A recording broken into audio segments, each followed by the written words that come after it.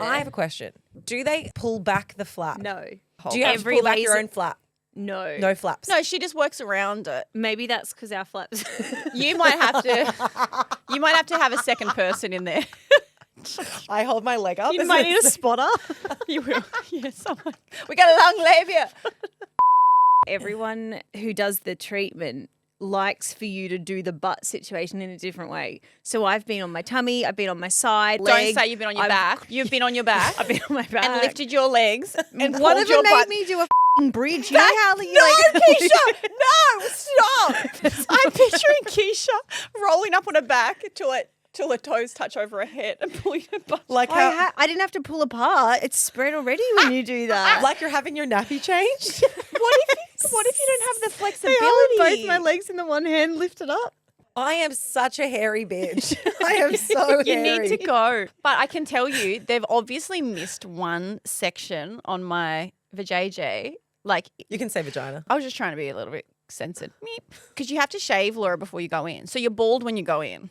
But when my hair grows back now, there's one, I'm pretty much no hair grows back, but one patch about this big on one corner, like on the left labia. That can be hormonal too, though. No, I think they just missed the laser spot. Potentially. Yeah, I think they just missed that square. So I've just got one, like I've got a landing strip off center. Like trying to point you where to go, but it's like Marco Polo, like closer. But yeah. Let's start. Hi guys and welcome back to another episode of Life Uncut. I'm Laura. I'm Brittany. Fresh back from Port Macquarie and about to roll into Romania. That's you. Mate, I am just travelled up. Beach town 1 minute, Dracula's castle the next. Just try and stop me. No, but guys, Brittany's flying out tomorrow. Yeah. Oh my God. I'm getting picked up at 3 a.m. That's what time I have to leave to the airport. This is what happens when you're trying to make the most of it. You're trying to really get every single hour with Ben. Ben goes, maybe if you don't sleep. And I was like, babe, I'm going to sleep. I was like, even if I get 2 hours. Yeah, 3 a.m. They're just, funnily enough, Romania's not the top destination, so it's not that easy to get to. People are not flocking to Romania. How many flights are there a day to Romania? Well, I don't even think they're one a day. But it's because they're not direct, so you can. They go to Dubai or they go somewhere in Europe or whatever. So you can, or Singapore, or I don't know. There's loads of different ways to get there. But some of the flights I looked at took like 4 days to get there. I was like, I only got a week. I was like, I can't even get there and make it back in time. I was like, That is messed up. How do you feel about going? horny. Yeah, good, solid. It's all you've been talking about. No, I don't know how I feel anymore. I feel very excited. It can't come soon enough, but it's been really hard. Like, this is the longest time we've probably been apart now. And so this back half of the year, so from when we got engaged, which was nearly 3 months ago, June, July, August, September. Yeah. So from when we get engaged to Christmas, so this whole back end of the year, we only see each other for this 5 or 6 days. So I feel like going into it like that, I don't know if it's a good thing or a bad thing knowing we've got such limited time, because I'm just going to be like on a sponge stuck to him like a rash. But it's really hard. It's been a really, really, really tough time. Well, also it's a very, not that it's like a non-traditional way. I mean, it is a non-traditional way, but it's also most people get engaged and then they have all this time to be in their little love bubble of happiness. And I know you guys got to go and have some time together afterwards, but then Ben went back. And so you kind of have this like immense high of, we're engaged, everything, blah. And then you're like, where the fuck are you? Yeah, I'll see you next year. Where are you? Yeah, it's long distance, and we speak about this a lot. Long distance, I am an advocate for. I think it does work if both people are committed to it. It has its challenges. It gets really hard, but if you're seeing each other every 8 weeks max, I think it's okay. But when you start to get to 3 months and then only 1 week and then another 3 or 4 months, that's when it's really tough. So that's just the way the cookie has crumbled this year with our holidays. Like, it just doesn't add up. I remember Erin Holland because we've done an episode on long distance relationships, and I remember her saying, and it was really interesting to me as someone who hasn't been in many of them, she said that she finds it a lot easier to cope when she knows when the next time that you're going to see each other is going to be. For sure. You have to have something, or not even just seeing each other, but plans. Like, if you're working towards something, obviously now we're planning the wedding, so it's exciting and we are working towards that. We know that's going to be an amazing 2-week period, but it doesn't take away from the fact that you're still not seeing each other for 3 months at a time. you start to wonder and you get in your head. I get in my head in a lot. Not like we're going to break up way. I don't want people to say that. But I get in my head like, what's the point of this relationship? That's what sometimes I feel like that. And I'll say that. I'm like, why are we doing this? Not in a like, let's break up. But I'm like, baby, this can't be what our life is. Forever. Yeah. And he's the one that's always pulling me out of it, out of like, it's probably hormonal as well, let's be real. But he's the one that's always like, because we are going to have an amazing future. We're doing it now because we support each other. He's so, so good with it. But yeah, so heading to Dracula tomorrow. So Also, before when it was Scotland, it was just, I mean, I don't want to offend anyone who's from Romania. It's never been high on my bucket list of places to go to, but I'm so waiting for you to come back and be like, click the link, guys. Romania's great. Yeah, swipe up. Swipe up. Book your holiday destination now. It does look really cool. It's underrated. More flights are needed. it looks incredible. What I will say is, since Ben's moved and I've been loosely talking about Romania, a few people have been in the DMs. Not many, because not many people have been. Dracula was in my DM and he said, you can stay at my castle. Remember that girl that sent through the thing about the bears, the brown bears that just walk through the streets and kill people? Yeah. And I was That's like, real. I Googled it. It's an actual news story. It wasn't like a batuta. no, It wasn't it's satire. real. Dude, taking a serious turn. I don't know if this is a mood killer. Like 3 weeks ago, there was this huge article in Romania. This couple were just going for a walk. Like it was a hike, like we would go in a national park kind of thing. They were 19 and 20 and a bear chased them and killed her in front of him. And he's calling emergency services. And I mean, they're in the bush. There's not like the main street of Bucharest. But yeah, the bears there are proper. They have like the most bears ever That was in Europe. so grim. Hi, I guys. And know. welcome back to Sorry, another that was episode my of Life fault. Uncut. But everyone, what I was Long distance to bears. Sorry. what I It was could be worse. No, I was going to say, on a good note, the people that have slid into my DMs are either people that are from Romania, ended up being an expat, like living there for some reason. I can't be sure why. Or have traveled. If you were sad, listen to Life Uncut, because then we'll make you sadder. But no one has slid in and said Romania sucks. Everyone has been frothing it. Like everyone has been loving it, saying it's so beautiful and everyone's so lovely. And so I'm really excited. I'm very excited for you to come back and tell us everything about Romania. I know I say that and it sounds like I'm joking, but actually I'm very interested. What I will say is the only thing, like I'm so excited to see Ben, but just last night I got a new ick. From who? From Ben. What did he do? Tell me if you're on my side here. I probably will be. Oh, well, I don't know if I'm abnormal or he's abnormal. He sat down. He loves yogurt, right? He sat down with his yogurt. He just always eats tubs of yogurt. Eating this tub of yogurt. Fine. Great. But this time it was like a bit chunky because we FaceTime each other. And I was like, what are you eating? And he's like, oh, it's just a tub of cottage cheese. I said, what? I was like, babe, what? He's like, I've just discovered it. He's like, I've just You don't eat it with a spoon. I know. I was like, what do you Just mean? He's like, babe, it's so cheap. I've just discovered it comes in individual tubs. I'm like, that's not an individual tub, Ben. I was like, that's for like food. I was like, and he's like, no, babe, it's really high protein. I'm like, I can't watch you eat that. And he loves it. He's like, I've got 25 in the fridge. He's like, buys them in bulk. He just ate it by itself. He Brought spooning cottage cheese, spoon, nothing. Just Raw. raw cottage cheese out of, and I said, baby, I know you've just discovered it, but I'm trying to teach you that's not how you eat You it. should undiscover it really quick. The Swiss have interesting food habits. Well, no, this is new. Like this week, he never has he's not a cottage cheeser. It doesn't surprise me though, as someone who is like an elite athletes eat the weirdest shit, like drinking raw eggs, and I kind of can see it in him. I'm not as offended as what you are. I just think it's revolting. Yeah, I agree. I completely agree. We were talking about icks last night on the phone, and I was talking about an article literally came out the other day, yesterday I think it was, and it was this woman who was saying that she went on a first date, everything was amazing, and then as they went to order the meal, the guy that she was there on a first date with slopped out his retainers at the table and then put his retainer next to the bowl of ramen that had just arrived.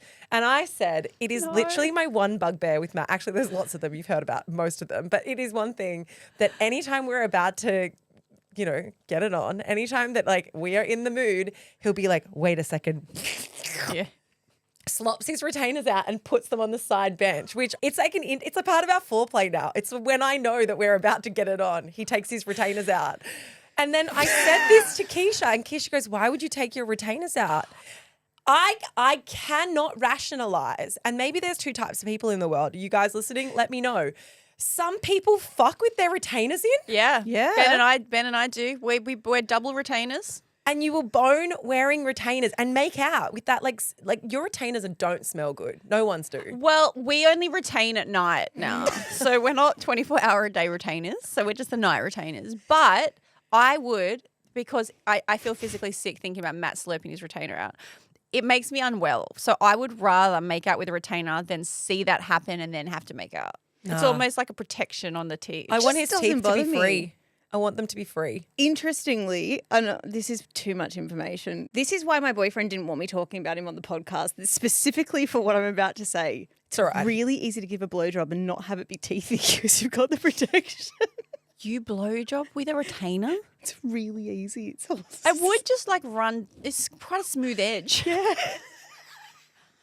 This is messed up. Sorry, Jono's out. Too Jono's much. leaving the room. He literally just threw his hands up. He's like, Jono, you'd love a blowjob with a retainer. Not from us. No, from us, Keisha. I don't know. I don't. I need to know this. We haven't done a poll in a while, but this is a poll that I'm invested We in. do polls every Thursday. No, I know. I know we do polls, but what I mean is we never feed them back because we used to use polls as like the research that used to be done on Life Uncut was we did a poll of you. We surveyed the Life Uncut group, which to be fair, there's like literally 100,000 of you. So it's a pretty good data source. But this is a poll that I can't go past. I need to know, what do you do with your retainers? Do you leave them in? Do you slop them out? There's another question. Do you do it discreetly or do you just do it in front of your partner and they have to cope? I also think it's better. I think like the length of time you've had the retainer makes a big difference. Matt's had his Invisalign for 5 years. Yeah, but that's he's lazy. He has never gone back for the last appointment to get the nubs taken off. And he has the same last retainer. He has had them for 5 years. That is so dumb. I know. You're ruining your life. Thank mine too. Anyway. Do they? You said that they smell though. I've got one of those ultrasonic cleaner things. Mine are crispy, clear as anything. I disagree. Anybody who has a retainer, at some point, they still are a bit smelly. If Yeah, that's in your 5 mouth all the years time. deep, Laura. They stink. He needs those dental tablet things. He has them, Sterodent. Yeah. I put one of those in the Zimmer dental pod and it vibrates all the crap off. There's your vibe for the week, isn't it? Sorry, Should we let everyone know that we have got an announcement? We have made a big change here at Life Uncut. Oh, yeah. Everyone always, media agencies always tease big announcements. And we also have a big announcement. Things have been changing here at Life Uncut. We've breadcrumbed it in the videos. If you watch YouTube, you might see a glance. We've invested. We've upscaled. We really wanted to ensure that the social videos are elite. And that is why we have got ourselves A bookshelf. a beautiful bookshelf. Actually, to be fair, it's a great bookshelf. We are like now koala'd from the eyeballs down. We're from We the, really from the are. tits to the toes. We are koala, baby. Yeah, we're rugged up, side tabled, lounged, and now we got a bookshelf. And all we've got on display so far is 3 of our own books. Well, no, we got this bookshelf, and the plan is that we want to use it as a way of like breadcrumbing little Easter eggs. So currently, the plan is for me. The We Love Love books is because we wrote a book, We Love Love. We did tell Keisha to bring in an eye mask or something that pertained to ice because she loves ice baths. And she was like, that might make me look a bit smacky. A bit messy, if she yeah. brings in something that's ice related. And I also did place on the bookshelf our very first copy of, you guys might remember, our very first copy we got of the book we wrote, We Love Love. I came home one day and Delilah had eaten my only and first copy. So I brought that in so everyone can see that is what I hold dear to me, and Delilah is also here in this room. And when you say your only first copy, let's be clear, it was our only first Yeah. copy of the entire book. And that was what we were supposed to do our press announcement was with. So that's what it looked like. Yeah. Which We love Delilah. we love Delilah. Okay, I have a question for you guys based on another article that I read over the weekend. And I have a lot of feelings about this. And I'm wondering whether the way in which I feel is universal or if I'm just an asshole employer. So the unions are currently pushing for a big reform change around how employers interact with their employees' social media and the surveillance that they take on it. So what the change is asking is that employers will no longer be able to make any decisions or repercussions to employees around their behavior based on the things that they do on social media. And we all know that currently people, for example, if you were to call in sick to work and then you posted that you actually had gone to a festival or you'd gone out to the park or the pub or whatever it is, that you would be in trouble by your employer for that. Basically, these reform changes would mean that nothing that you did on social media could get you in trouble in the workplace. It would see them as two separate entities. I have two different opinions, but before I give you either opinion, I just don't think this is enforceable anyway. I think they can do what they want, but you can't make somebody tell you the way their opinion or the way they feel or the reason that they made a decision. No, because the reality is you have to. So if you have someone on full-time employment, it's different if someone's a casually employed because you can fire someone who's casually employed at any time. But if you are on full-time employment, I can't just fire you for your behavior. I have to give you an actual reason, and then you have to go onto a performance plan. And with that performance plan, it's called a PIP, I have to give you the reasons as to each time why you have not met the required performance.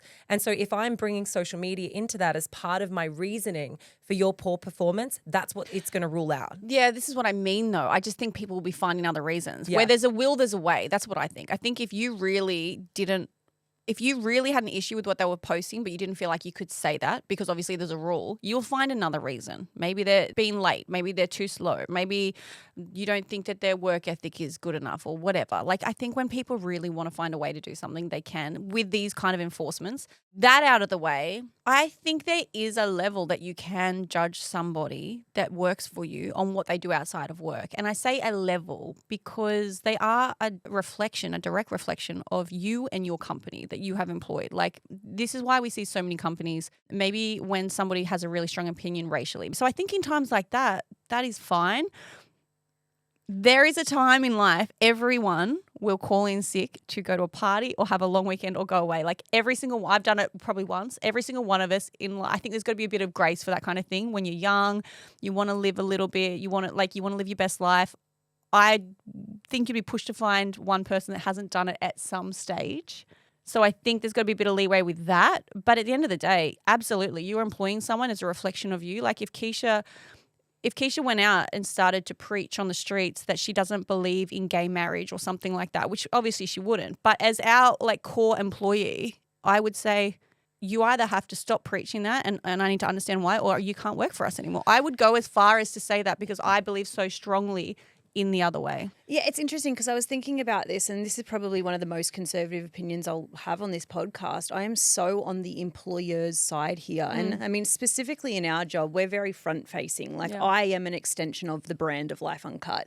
For you, Laura, a lot of your employees at Tony May are extensions of the Tony May brand because they're on the social media. And I was thinking about whether I would feel differently if it was someone who wasn't front facing, someone who wasn't. If you saw their face and you knew the company that they worked for, do you put the two of those together?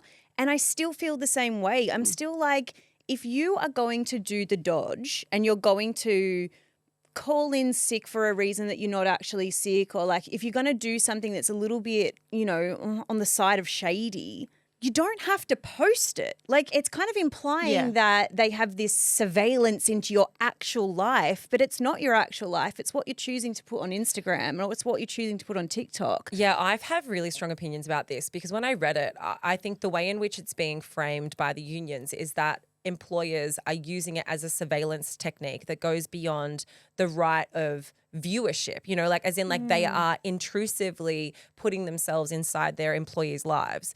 But I really think, as we all know, like social media, you choose your settings, you choose whether you want it to be public or private. If you're putting something publicly on social media, then I think you have the option of what you're curating around your life. And that is very, very important.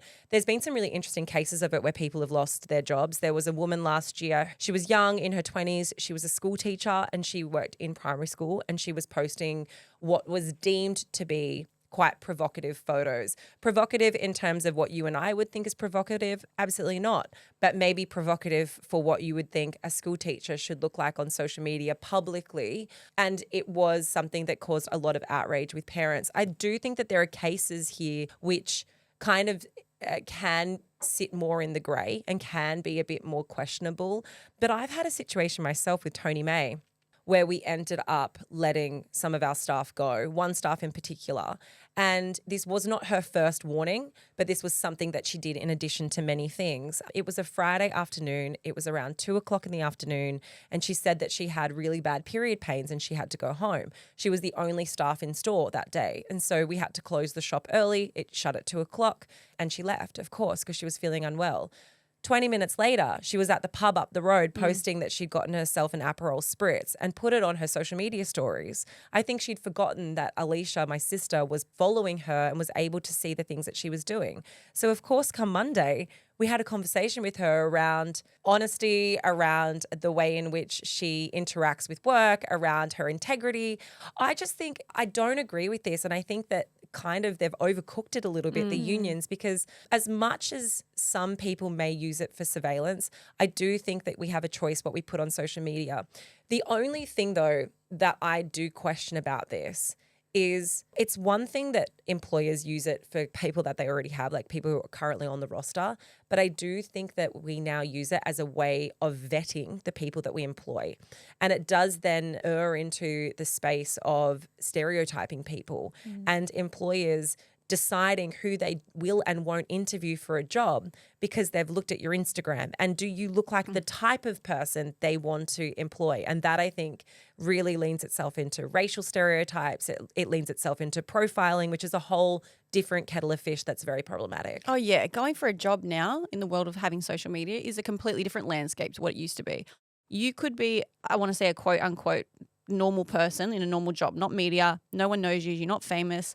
But if you in your bio have where you work, which a lot of people do, like, you know, at Coles, whatever, and then you are posting publicly things that go morally so far skewed against the brand that you're working for, then I think that is a problem. Like if you are saying this is who I am and I'm working here and there's a connection, then I think your employer has every right to see that. Well, I guess that's the question, right? Are you only employed to uphold the values of your work when you're being paid during those working hours? Like you having alternate views, you having inconsistent morals, it doesn't mean that you can't actually do the job that you're being paid to do. And I guess that is probably the big question that the unions are bringing into play. And it's like, well, so long as you're not doing things during the working hours that you are being physically paid for, then you can live your life in whatever way you want to. And I understand that debate, but I don't necessarily agree with it. I was just trying to imagine a situation where I was like, why would they be so heavily trying to enforce these rules? Like what type of situation are they wanting to address? And I thought about someone who was, you know, let's say 30, she worked in a corporate job, let's say she was a lawyer, and maybe her social media looks like every other 30-year-old girl's, where she's like posting from the beach and posting from out having drinks with her friends and that kind of thing. And maybe she has a very conservative boss who thinks that that's not a good representation of what someone should do on social media. That type of thing, I think it's very fair for these rules to be enforced, where it's like you don't get to, unless it's inappropriate. And I think that's where the grey line comes into it. It's like what one person deems as inappropriate in a different job or maybe with a different boss is completely A-okay. And obviously we work in a really progressive space. So like you guys are all my close friends. So like I don't post on it very often, but I don't know. I wonder where the line between personal responsibility of like, if you're going to do the wrong thing, be smart about it. Don't be posting that you're at a party when you said that you were unwell. Don't be stupid with it. You know, like if you're going to do the wrong thing, at least have the forethought of how do I protect myself from being fired from this. But I also think that maybe we need to look at the very far end of the other direction and go, well, what is okay for a boss to have ownership over and what's not? Exactly like you said, of, you know, if you're not at work, are you actually representing a brand? Not necessarily. So how much does that have to do with your employment? Yeah, and I think also in a world where we're far more sex positive and there is more, I guess, allowances on social media for how, in particular, women behave, that's one thing. But I don't think that the workplace has leveled up to that. And I guess that's an area where I think there could be a lot of questions that are brought into it. I also think that there are certain circumstances, I think the education system, the health system, like let's imagine that there's a doctor who goes into work on a Monday and their boss can see that they've been partying the night before. That's there's actually direct consequences. There's direct effects from that type of behavior. And I actually think in those circumstances, I really push back on this thing from the union because I think a boss of a hospital should be able to go, was this last night? Were you drinking last night? Are you still under the influence? Do you know what I mean? Like, same with the education system. I do think if you're going to be in front of children, it does have to make your social media life change, like because they're vulnerable, they're kids, they're impressionable, and they're also social media literate. I mean, the reason why I sat on the fence for a long time around the example I gave earlier around the teacher who was posting OnlyFans photos on her Instagram. She also had an OnlyFans account and she was stepped down from the education department. The reason why I sat on the fence with that is because I'm like, okay, well, in her personal life, she should be able to do whatever she wants. But the reality of the world that we live in is that children have access to social media and every single kid these days can find their teacher online. And so I think a teacher has to have the understanding that the 13, 12-year-old, 11-year-old, 9-year-old that they're teaching will see these photos. And then how do they maintain that power dynamic of I'm the teacher, you're the student, when they've literally seen that teacher's post that they're doing on another job in another career, which I don't have any issue with by all means, but I think it would make that dynamic of teacher-student relationship very compromised. It just needs to be used in discretion. That's at the end of the day, like people are going to do what they want. Like going back full circle to what I said at the start, if an employer doesn't want you to work for them, they will find a way. Whether that is the right thing to do or not, I truly believe that they will. And my only advice is if you are worried about that when you are going for a job, just put your social media on private. Like if you're worried that, whoa, I've been pretty loose lately, like, and I know they're going to search me up, just put yourself on private. Go for the job. They can't ask to show you the media. They can't ask you to unlock it and let them like peruse back to 2019. What about the instances where your boss is already following you? So like for us, you know, I actually think with that instance where I was saying we fired an employee of ours, I think she was on private. I think she had forgotten that Alicia, my sister, was following her and that she was in her friends list. The result of that was that you closed your store. She was your only front-facing employee, which means the direct repercussions was like a large loss of money for you and your business. So this is a really serious thing. It's not like there's 20 people at work that are all on computers and one's like, I need to call it quits for half an hour. And you're like, yeah, cool. There's other people doing the job. Like it had a really direct effect on you and your business. Yeah, and I think ultimately, I don't think that this is a black and white conversation. I don't think that the employees are the unions are 100% in the right, and I certainly don't think that employers should be able to surveil everything that their staff do. But I think it has to meet in the middle. I genuinely think that we need to be social media literate enough that we understand that social media is not our private diary. It is a public facing platform of which we present our life. And if we are unhappy with people having an opinion on how we publicly present our life, then we need to do a better job of moderating the things that we put online and understanding the impact of the digital footprint that we do put out there into the world. Before we get into the next part of this conversation, I do just want to put a bit of a trigger warning here. We are talking about sexual assault and we are discussing an active case that is currently going through the courts in France, but it is a story that has absolutely stopped the world in its tracks. And it's something that the three of us have been discussing over the last couple of days. So if this is something that may bring up negative feelings for you, if it is something that may be too triggering for you to listen to at this time, you can skip ahead or you can jump to an Ask Uncut episode or something that is a little bit lighter. There is an incredibly horrific news article and story that has been circulating over the last week. And so this is about Gisele Pelicot. Now, over the course of a decade, she was drugged, she was raped, and she was degraded by more than 70 men without her knowledge. And this happened between 2011 and 2020. This was by a man who has been described as the worst sexual predator of the last 20 years. Her husband, who she was married to for 50 years. Now, her husband's name is Dominique Pelicot, and he was the one who orchestrated this unfathomable crime. He was slipping her sleeping pills and anxiety medication into her dinner at nighttime so that she was completely sedated.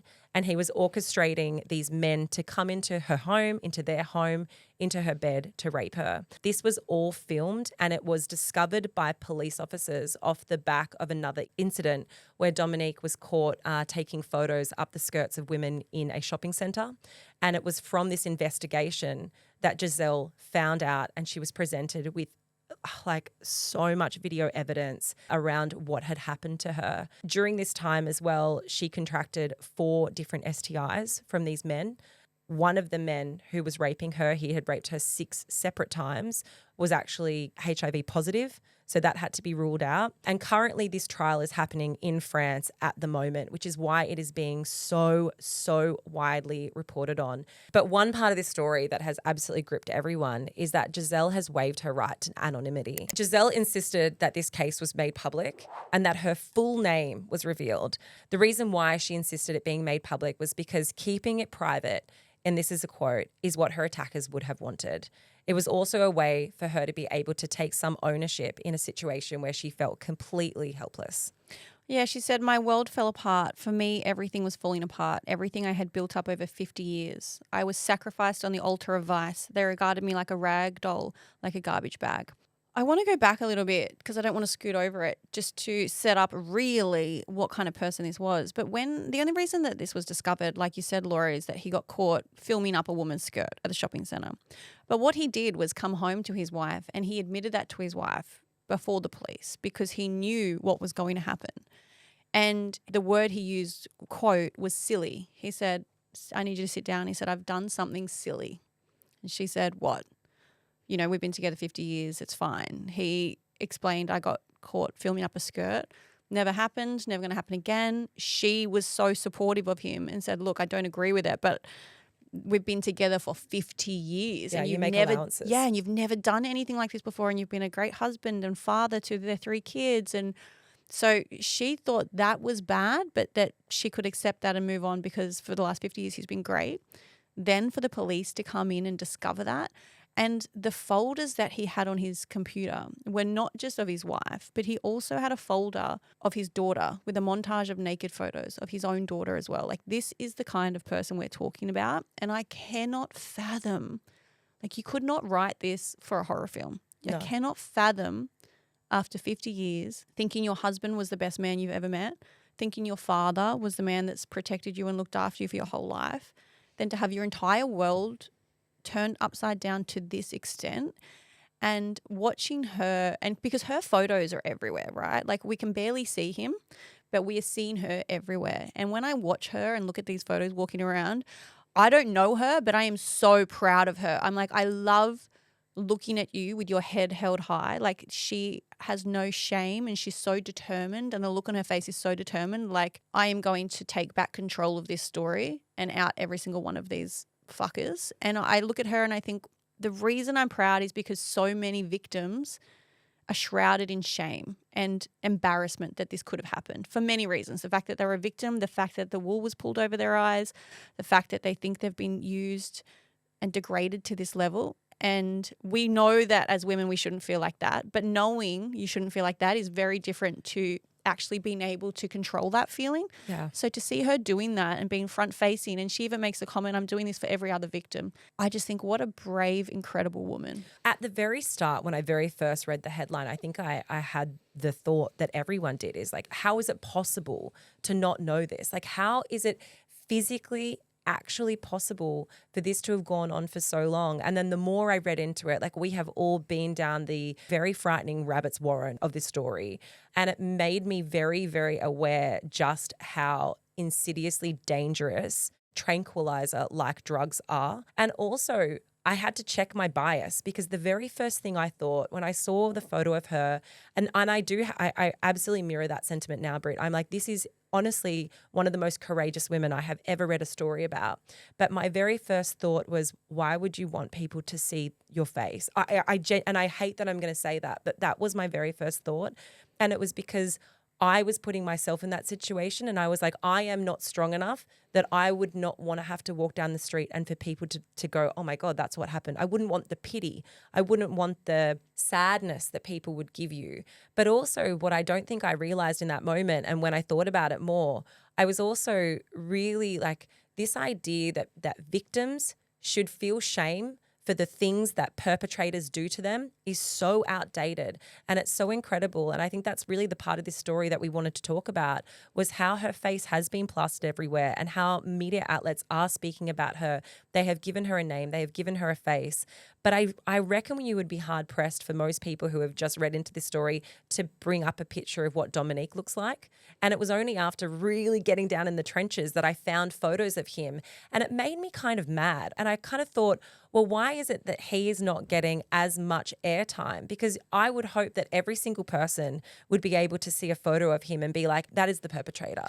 Yeah. That is the man who has done these things. There's a few reasons for that. One of them is media bias. There's going to trial. A lot of countries do have that. They don't want the media to sway public opinion, jurors' opinion, which it's not going to be hard to sway. It's very hard. I mean, with this case, it's already swayed, right? He's also admitted to it in court. But I asked, one of my best friends is a lawyer, and I actually asked her about this last night, and this is exactly what she said. She said, from what I can see, she has waived her right to anonymity, so that's why the photos are up and about. With any criminal case, though, the media have to be very careful not to influence the case, read juries, etc., and can be subject to court sanctions. So I assume it may be the same in France. However, it could also be because of specific court orders, and they have what they call an inquisitorial system where the judges essentially ask all of the questions. So it is a very different system to what we have here in Australia. There is another reason that occasionally perpetrators aren't named, and that is because a lot of people say, well, we shouldn't be giving them the space and the time, and nobody should know their name for that reason, because a lot of perpetrators do in a way like to be glorified, and they get off on the fact that people know what they did for so long. So, and I'm saying this just from hundreds of true crime podcasts. I hear them discuss it all the time. Sometimes people make a really conscious effort to say, let's celebrate her in a way and lift her up and support her and, you know, fuck anyone knowing his name, which is a double-edged sword, right? Because you want people to know his name. You want people to know the monster and the atrocities that he is and has done. But I do see the side of it where we're like, okay, let's not give him any more time than he absolutely needs to have. When I read this story, like there was this thing that someone said to me a long, long time ago, and I've never forgotten it. And they said, we don't need the supernatural to believe in evil because we have all of the evil that you could ever imagine within humans. Yeah. And that is what I think of when I think of this man. And I've actually never read of a betrayal so deep of someone who is supposed to be your protector, your comforter, your best friend. Meanwhile, in a town of just 6,000 people, and this is kind of an extra layer that I have not been able to stop thinking about. You know, we talk all the time of the fact that we all know someone who's been sexually assaulted, but very few of us are able to go, well, that person's a predator. In a town of 6,000 people, this man was able to find, and he was in his 60s or 70s at the time. I think that they came from all over as well. They were on a website recruiting for this. People that have a fetish online to go and rape someone in their house that has been drugged, they're not all coming from that town. I know a lot of them are. There was like a baker. There were people that she had seen every single day, like people she recognized, but there were also people that would have come for this purpose. I think it's worth noting that this website that we're talking about, it was called Without Her Knowledge. It was shut down last July. The website for it was coco.gg. But this was a website that was set up with forums discussing sexual assault, discussing rape, discussing ways in which you could sedate a person to be able to do these sorts of horrible crimes to them. But this is what I mean. Like, my point to the reason I think this story has impacted every single person around the world, I'm going to say person, not just women. It's not only the betrayal from the person that you're supposed to trust. It's the fact that we talk about violence all the time. We talk about sexual violence all the time, and the idea that these people exist in our society. And I can't think of a time where I've been so aware of the fact that this person could sleep next to you every night for 50 years. Yeah. Like, these people, and that's what's so confronting, I think, to think that there is not only so many people who are willing to be a part of this sick fantasy, but also that they can be the people that you trust. So most sexual assaults are by people that you know. Something that I think is very interesting for people to know, and it was a statistic that I was really alarmed about. Now, this is specifically to France, but I would say that it would be very similar across the world. According to France's drug security authorities, 42% of credible reports of date rape, so using sedation drugs, are by people that occur in the private sphere. So it is by people that are known. It is in a space that is not a party space or going out to nightclubs. I think often when we think of date rape, we think of being in a nightclub, having your drink spiked. It feels very othering, but this statistic, 42% happen within your own homes or within your private sphere. That is, to me, such a fucking harrowing thought. And once again, it was this idea that this could happen to a person and they wake up thinking, why did I sleep so long? Why am I so groggy? She had no idea. She thought she was going through the early onset of Alzheimer's. She was questioning her cognitive ability, had no idea that she was being raped by 70 men. And that is only the men that they have video footage of. God knows what the actual statistics were around it. That to me is the part that I think even someone who is very literate in this space and who has read many articles and understands the impossibility for most women to actually hold their perpetrators to account, I did not know that it could go this unnoticed. I've been drugged 3 times. As most of you know, if you're new here, I've been drugged 3 times.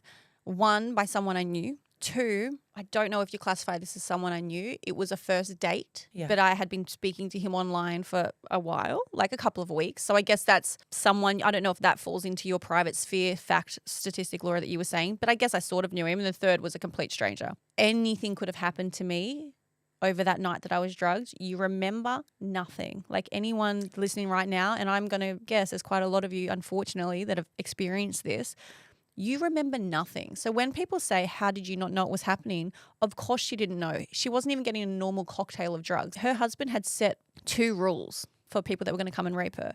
1, you cannot have smoked. You cannot come into that house if you smell of smoke or have smoked, because she might smell it in the morning. Yeah. And perfume, like no smells.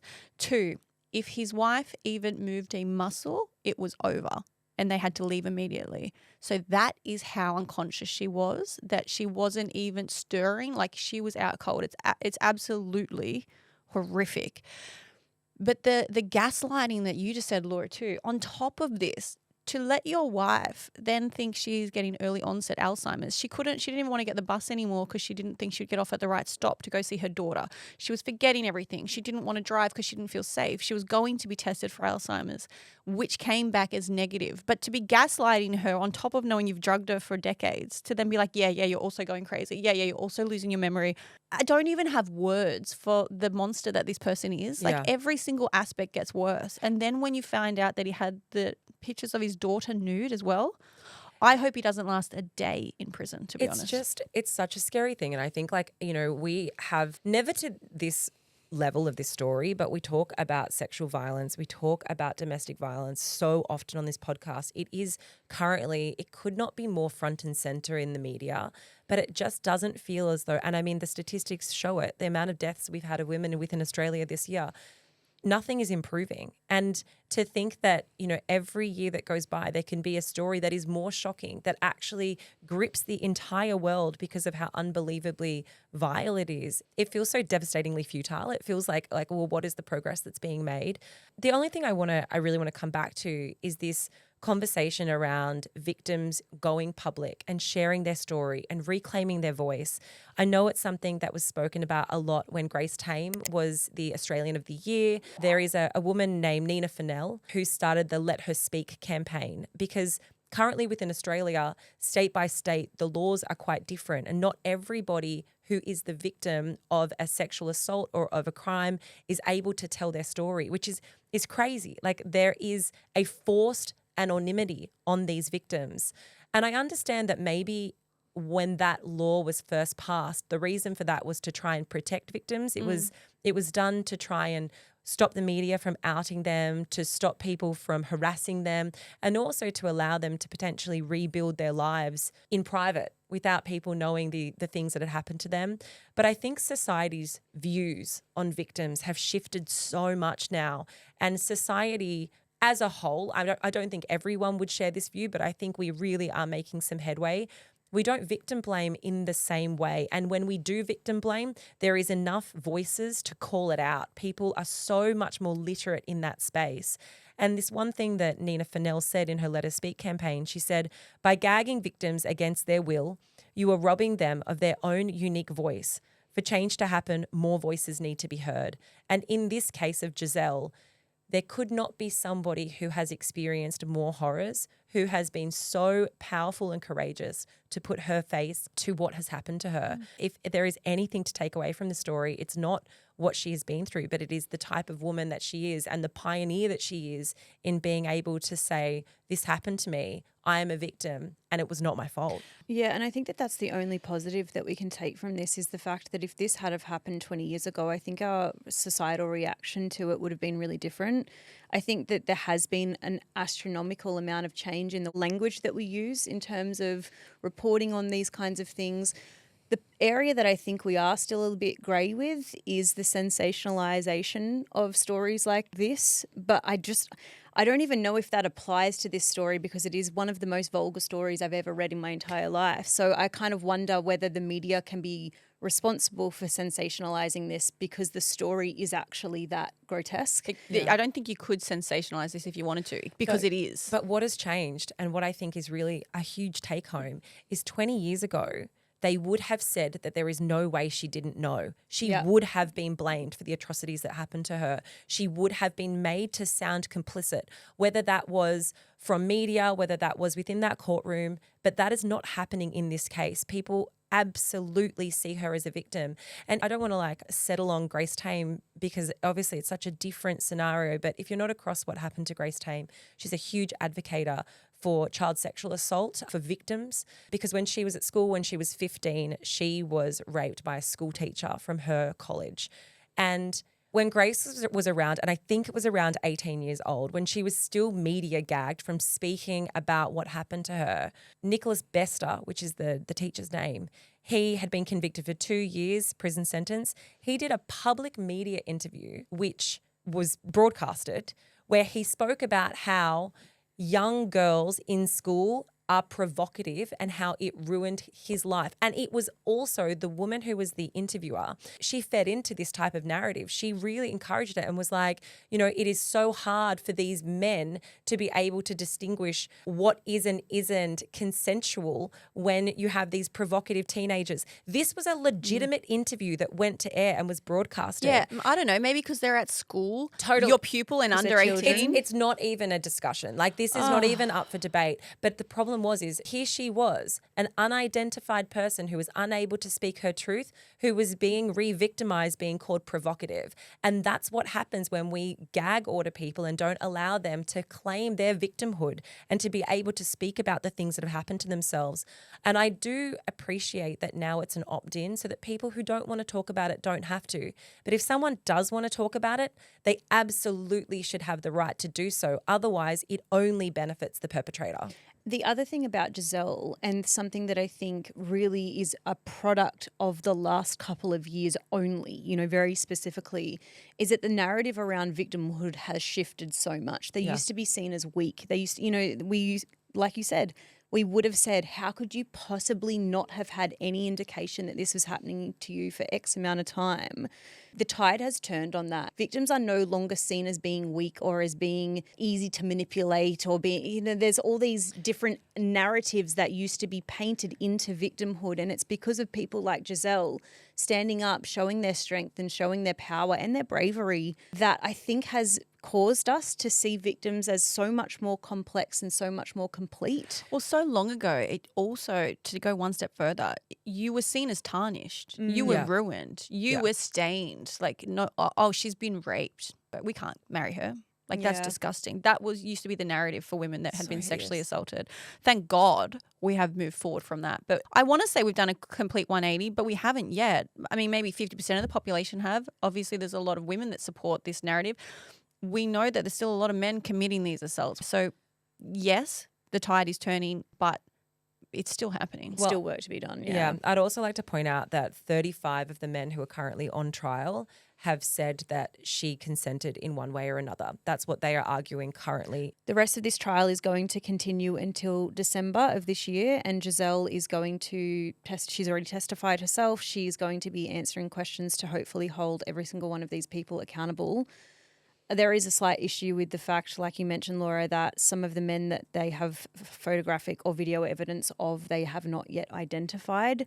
I think that there's a very good chance with the power that is behind this story that will change. I really hope that every single one of them is identified and brought to justice. So there are glimmers of hope that I think we can hold on to from this story, and, you know, the strength that her family has shown, the strength that she has shown, the way that the community has rallied around her, and the way that we are now approaching stories like this are the silver linings of this story. Yeah, I do want to finish this just by saying, if this has been a conversation that is triggering for you, if you have been a victim yourself, please call 1-800-RESPECT. There is so many support networks out there. And I think for us, we talk about how do we approach these conversations, but I also think it's so important to keep having them on a very, very public scale to bring awareness to this, because it does still happen. And yeah, it's an important conversation. That is it from us, guys. I am heading over to Romania now, but I'm still on the episodes. We still have amazing interviews. We've got an Ask Uncut coming up. So we've got lots of goodness.